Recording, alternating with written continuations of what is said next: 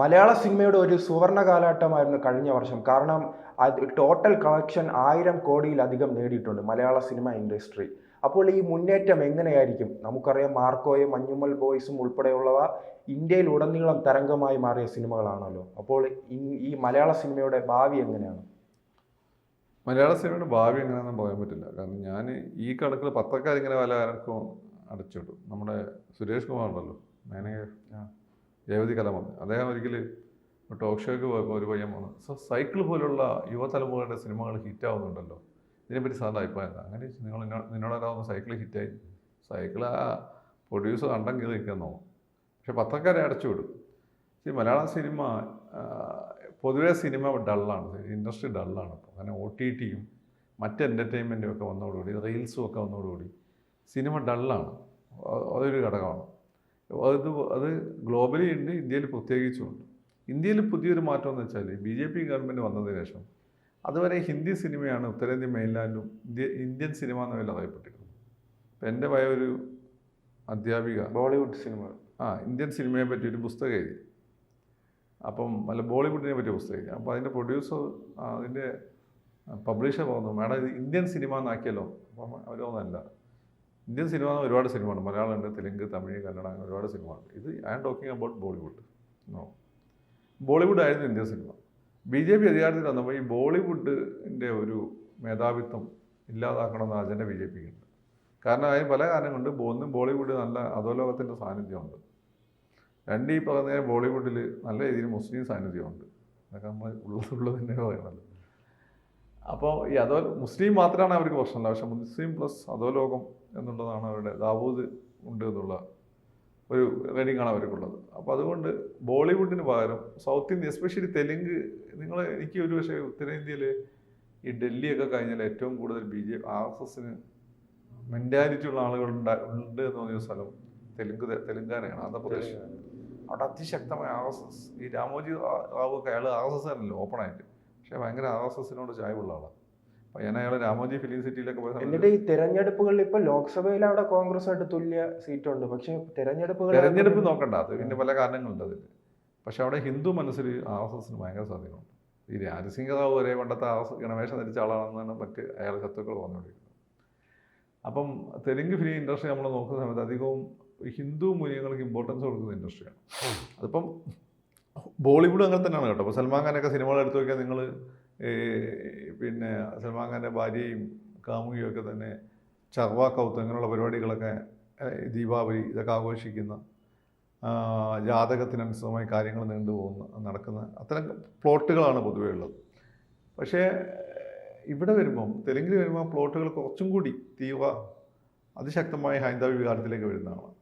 ഈ ക്യാരക്ടേഴ്സൊക്കെ തന്നെ ഈ മുസ്ലിം ക്യാരക്ടേഴ്സൊക്കെ സൈഡൊക്കെ വരും. പക്ഷേ ഇവരൊക്കെ വരുന്നുണ്ടെങ്കിൽ പോലും ഇവരൊക്കെ തന്നെ ഒരു ഹിന്ദു ഒരു ഹെജുമണി അത് അംഗീകരിച്ച് അതിൻ്റെ താഴെ നിൽക്കുന്ന ആളുകളാണ്. അപ്പം ഒരു RSSൻ്റെ വ്യൂ പോയിൻ്റ് അനുസരിച്ചിട്ടുള്ള സിനിമകൾ വരുന്നൊരു സ്ഥലമാണ്. പിന്നെ പലപ്പോഴും സൗത്തിലുള്ള നമ്മുടെ ടെക്നീഷ്യൻസ് ഈ നോർത്തിലുള്ള ടെക്നീഷ്യൻസിനെക്കാളും ഭേദമാണ്. അവർ എക്സൽ ചെയ്യുന്നതാണ്. ഉദാഹരണമായിട്ട് പല പരീക്ഷണങ്ങളും വലിയ ലാർജ് സ്കെയിൽ ആയിട്ടുള്ള വലിയ ബിഗ് ബഡ്ജറ്റ് സിനിമകൾ വരുന്നുണ്ട്. പല പരീക്ഷണങ്ങൾ നടന്നിട്ടുള്ള സൗത്ത് ഇന്ത്യയിലാണ്.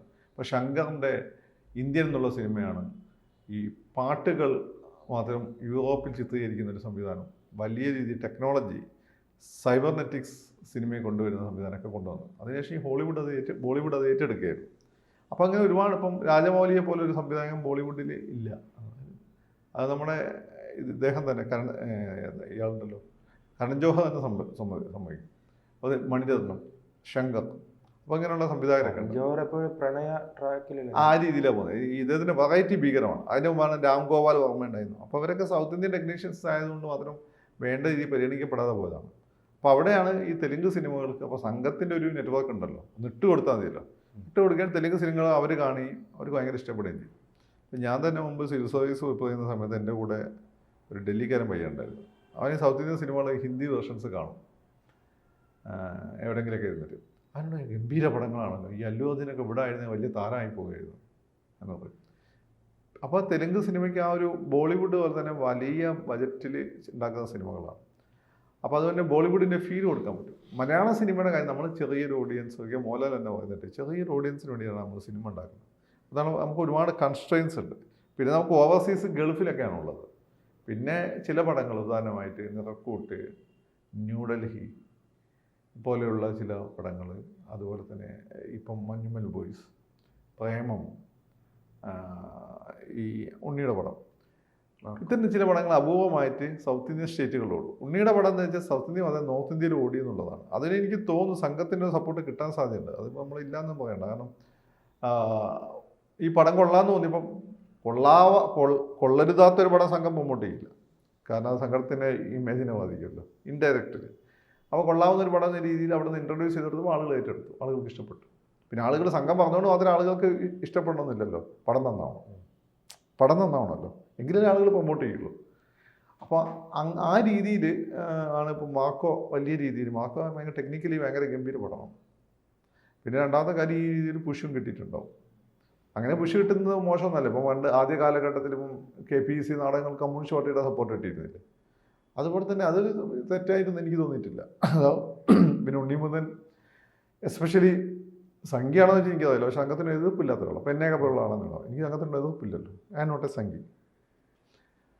അപ്പോൾ ആ രീതിയിലാണ് ആ സിനിമ പോയത്. എങ്കിലും ഇപ്പോൾ പൊതുവേ നമ്മളെ മലയാളത്തെ ഇൻഡസ്ട്രി ചെറിയൊരു ഇൻഡസ്ട്രിയാണ്. വലിയ വൺസിൻ്റെ ബ്ലൂ മൂൺ എന്നൊക്കെ പറയുന്ന പോലെ എങ്ങനെയുള്ള ഹിറ്റുകൾ ഉണ്ടാക്കാനല്ലാതെ നിരന്തരം എത്ര ഹിറ്റുകൾ ഉണ്ടാക്കാൻ. കഴിഞ്ഞ തവണ 10-ലധികം സിനിമകളാണ് 10 കോടി എത്രയാണ് ഫ്ലോപ്പായി നോക്കി. ഇപ്പം ഞാൻ ഈ മലയാള സിനിമേൻ്റെ ഉള്ളിൽ നിന്ന് കേട്ട കാര്യം ആളുകൾക്ക് പ്രൊഡ്യൂസ് ചെയ്യാൻ താല്പര്യമില്ല. ഇപ്പം ഗോകുലം കാണും വലിയ സിനിമ. ഗോപാലേട്ടൻ്റെ സിനിമ മൊത്തം വലിയ 19-ാം നൂറ്റാണ്ട്. ഇപ്പം ജോഷി സാറിൻ്റെ പടം, അത് കഴിഞ്ഞിട്ട് ഇപ്പം എടുക്കുന്ന സുരേഷ് ഗോപി സാറിൻ്റെ സുരേഷ് ഗോപിയുടെ ഒറ്റക്കൊമ്പൻ. അദ്ദേഹം ഇങ്ങനെ വലിയ ബജറ്റ് സിനിമകൾ എടുക്കുന്നുണ്ട്. അദ്ദേഹത്തിന് ആ മാർക്കറ്റ് ചെയ്യാനോ പോയി. അതർവൈസ് മലയാള സിനിമ നമ്മൾ നോക്കുമ്പോൾ അങ്ങനെ ഒരുപാട് സത്യ സിനിമാക്കാരാണ് നിങ്ങൾ സംസാരിച്ചത്. ഭയങ്കര പേടിയുള്ളൊരു സമയമാണ്. പ്രൊഡ്യൂസറിന് കിട്ടുന്നില്ല, മുതൽമുടക്ക് തിരിച്ചു കിട്ടുന്നില്ല, പണ്ടാത്തവരെ മണിയുടെ ഫ്ലോ ഉണ്ടാവുന്നില്ല. അല്ല, ഇക്കാലത്ത് OTT എന്നെല്ലാം വലിയ രീതിയിൽ പണം ലഭിക്കുന്നു, അതുകൊണ്ട് പ്രൊഡക്ഷൻ ചെയ്യാൻ ആൾക്കാർ വരുന്നു. OTT അങ്ങനെ പണം കിട്ടാൻ മുമ്പായിരുന്നു.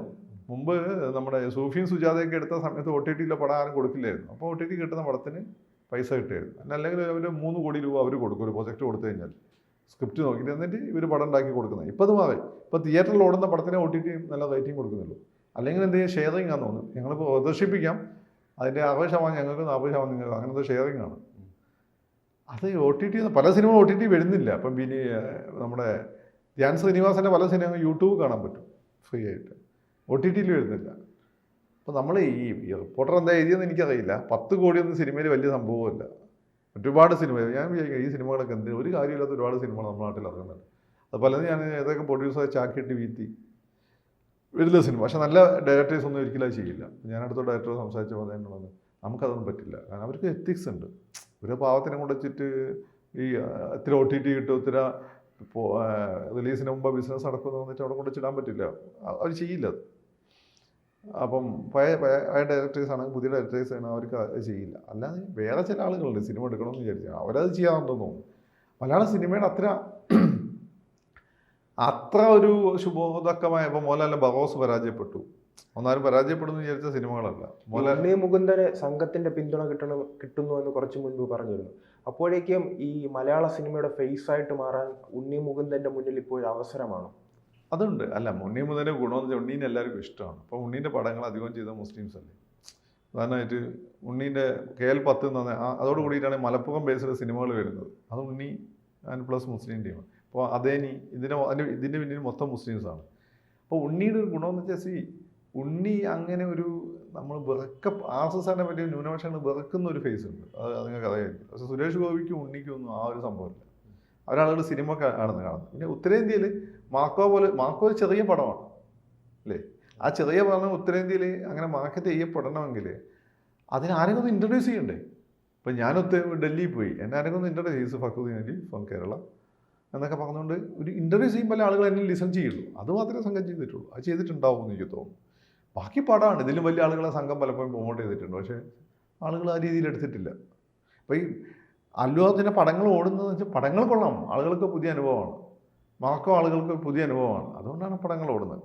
പിന്നെ അവിടുത്തെ ആളുകൾ കണ്ടു മടുത്തു. അവിടുത്തെ ഒരു ബോളിവുഡ് സിനിമ എന്ന് വെച്ചാൽ ഈ പറഞ്ഞിട്ടുള്ള അല്ല, വർഷങ്ങളായി തന്നെ സംഘപരിവാറിന്റെ ഭാഗത്ത് നിന്ന് ഇങ്ങനെ ഒരു ശ്രമം നടക്കുന്നുണ്ടോ? കാരണം ബോളിവുഡിനെ തകർത്തിട്ട് സൗത്ത് ഇന്ത്യൻ സിനിമകൾ തകർക്കുകയല്ല, ഒരു ഓൾട്ടർനേറ്റീവ് കൾച്ചർ ഉണ്ടായിക്കൊണ്ടുവരിക എന്നുള്ള ഒരു അജണ്ട എല്ലാ മേഖലയിലും സംഘത്തിനുണ്ട്.